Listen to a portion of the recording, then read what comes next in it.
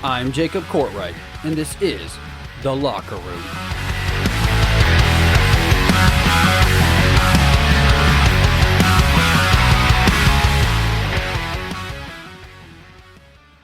Hello and welcome back to The Locker Room, episode 9. I apologize for not being with you last week. Our guest had several family issues going on, but this week I bring you 2 dynamic episodes.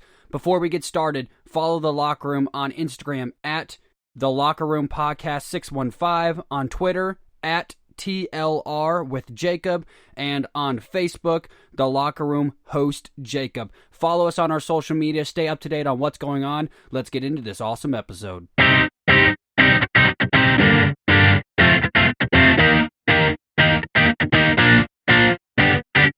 People, listen. I told you I was going to be right. I talked about Cam Newton, said I told you he needed to go to New England. I told you. I said Cam Newton needs to go to New England.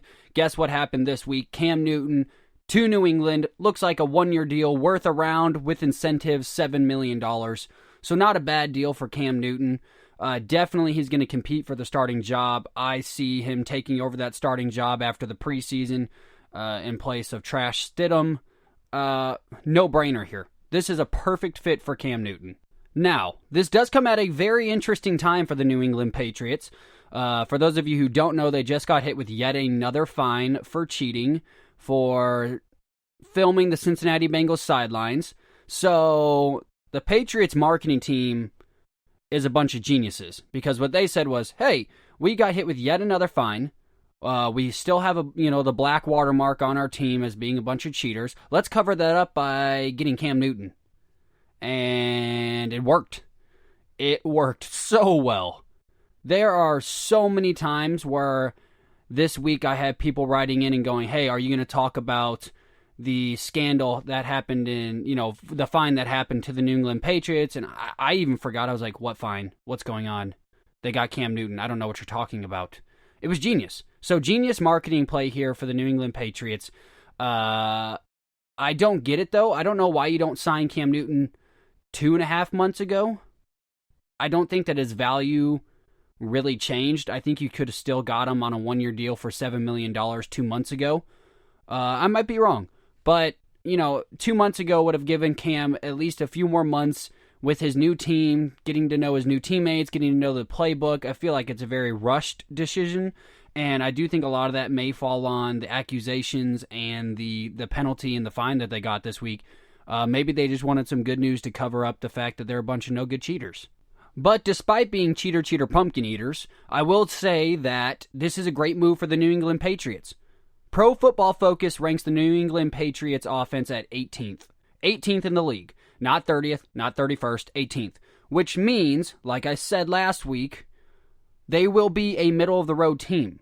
I thought they were going to be a 7 to 8 win team this season. I think adding Cam Newton gives them at least 2 to 3 wins. I pegged them for 10 wins this year. They very well might even take their division again. I mean, I think Buffalo is a very tough road to go through. I think Miami's going to give them a little bit of problems, but I still think the Patriots still have the threshold over that. But, it's going to be between New England and Buffalo, and it's a lot closer now than it was last week.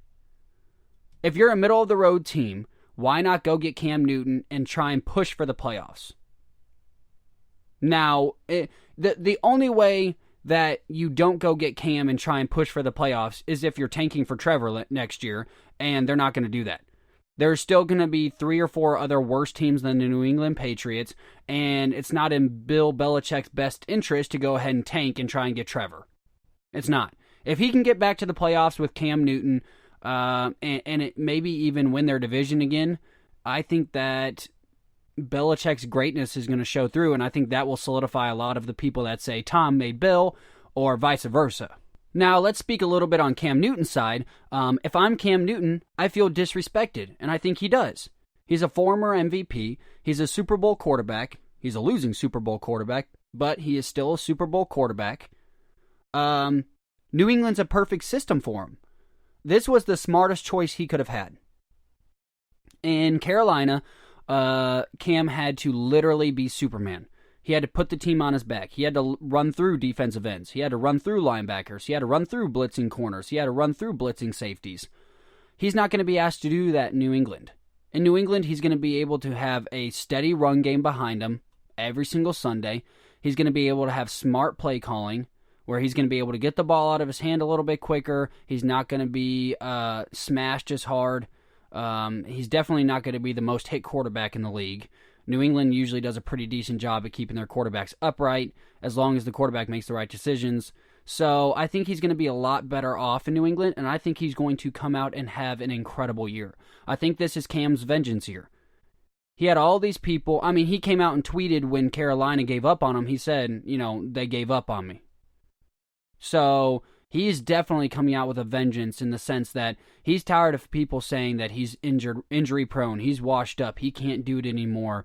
His magic was, done in 2015. So I think Cam Newton's going to come out with a vengeance. I think he has a very good year. And kudos to the Patriots. Kudos to Cam Newton on finalizing this deal, getting it done quickly. And to be honest, I want to see success. I want to see Cam Newton go out there and ball. I love seeing Super Cam. I think Super Cam is good for the NFL. It's good for ratings. And I think it's really going to show what Belichick can do without Tom Brady. If he can get Cam Newton to win the division, if he can get Cam Newton to go deep into the playoffs, I think that's really going to damage Tom Brady a little bit, because I think that's going to prove that Belichick is as big of a part as Tom Brady's Super Bowls as Tom Brady was. So it's going to be interesting. I'm interested to see Tom Brady now have to battle a dynamic of him versus Cam and not him versus Stidham, because he was so overly powering Stidham that it wasn't even close or funny. It was just kind of sad. So I'm interested to see this narrative going throughout the rest of the year of Cam versus Tom and Bucks versus Patriots. All right, now let's shift over to somewhere else in the NFL. Let's shift over to the shifty Cowboys. The Cowboys and Dak Prescott have agreed to a $31.4 million franchise tag. There's a lot I can say about Dak Prescott. As many of you know, I'm not happy with Dak Prescott. I think Dak Prescott made one of the dumbest decisions in sports history by turning down the massive offer that Dallas offered him the second time. He will never see that kind of payday ever again the rest of his career. He's leaving Dallas after this year, hands down, and the problem is Dallas is the best situation for Dak Prescott. Dak Prescott needs Dallas more than Dallas needs Dak Prescott. Here's the very first thing that Dak Prescott should do. Dak Prescott should walk up to his agent's office. He should fire that agent. He should then proceed to curse out that agent. He should then proceed to go back to Jerry Jones and beg that man to give him his fat contract that they offered him 2 months ago, because he'll never see it anywhere else in the league. The dumbest decision he could have made. You are not the highest paid quarterback in the league. You don't deserve to be the highest paid quarterback in the league. The scary part is you think you're better than Patrick Mahomes. You think you're better than Russell Wilson. You think you're better than all these great quarterbacks. And you're not. Coming from a college athlete, I understand that when you walk into an organization, when you walk into a school, when you walk onto the field, you have to think that you're the best player. I get that, because that's the mindset I had to have in order to compete for a job in college. I got that. You can think it all you want, but at some point your agent's got to bring you down to reality and say, okay, you are here in this tier of quarterbacks.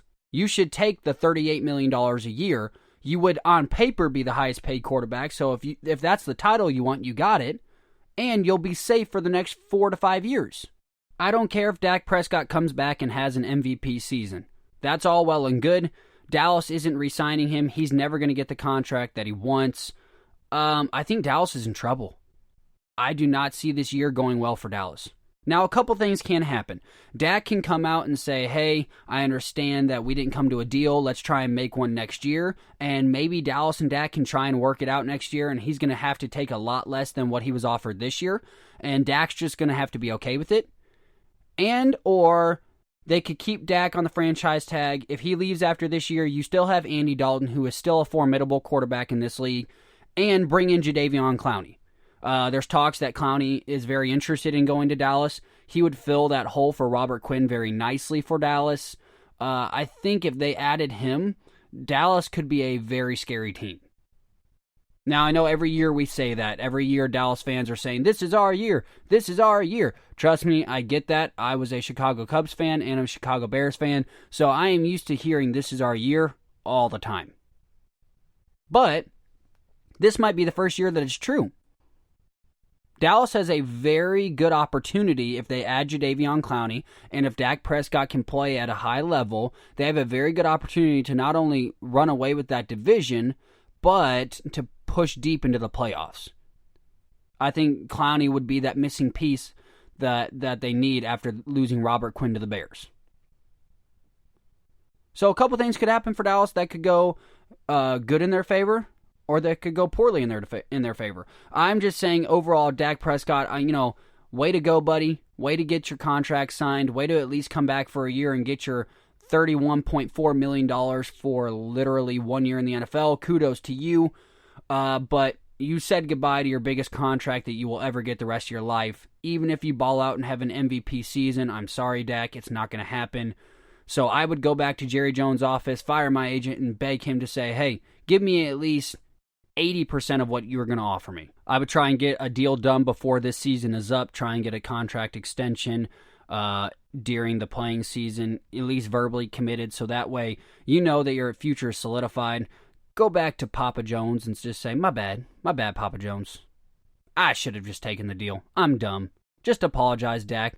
Then go on and take your contract and go play for the Cowboys for the next 4 to 5 years. So that way Cowboys fans can't complain that they don't have a quarterback when they continually lose the division to Carson Wentz and the Philadelphia Eagles. And by the way, to my buddy Levi Bowman, I'm sorry the Redskins are not winning that division, and I will gladly take your $100 by the time the season is up. So there you have it for your NFL update this week. Now let's go ahead and move over to the NBA. We've had some moves going on right before the season resumes in July. So we're going to go ahead and talk about that. We're going to talk about the playoffs, and we're going to talk about contenders for the championship.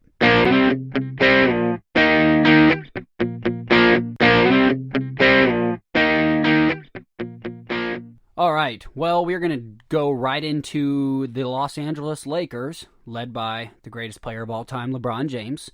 And yes, I am going to lead with the Los Angeles Lakers strictly because LeBron James is the greatest player of all time. And it's my show and no one can really tell me what to do, and it's kind of fun.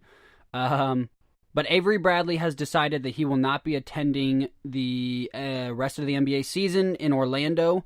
A lot of it is for health reasons. He has a lot of young children at home as well, so he doesn't want to jeopardize their health, especially with Corona. So I get it. I definitely get it. He doesn't want to be away from his kids.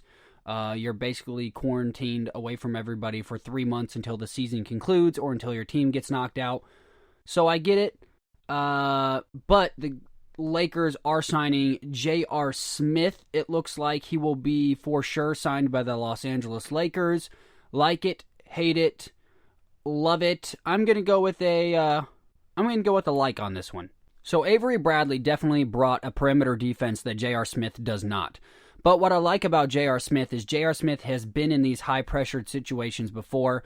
J.R. Smith has taken these big shots before and made them in big moments. He's played with LeBron before, which I think is a big plus that a lot of people are sleeping on. I like J.R. Smith in this fit. I think J.R. Smith is going to be just fine with the second unit. It's going to be between him and Dion Waiters, depending on which one gives a little bit more of an impact in the 8 games back. I think that they will be able to rotate in that second unit pretty easily. And LeBron likes shooters. And for everything that Avery Bradley does well on defense, he's not that great on offense. So now you're adding an offensive threat over a defensive threat. Now, the biggest thing with J.R. Smith is J.R. Smith can be a lockdown defender. J.R. Smith can step up and I think be better than Avery Bradley. It's just, what's J.R. Smith's mindset?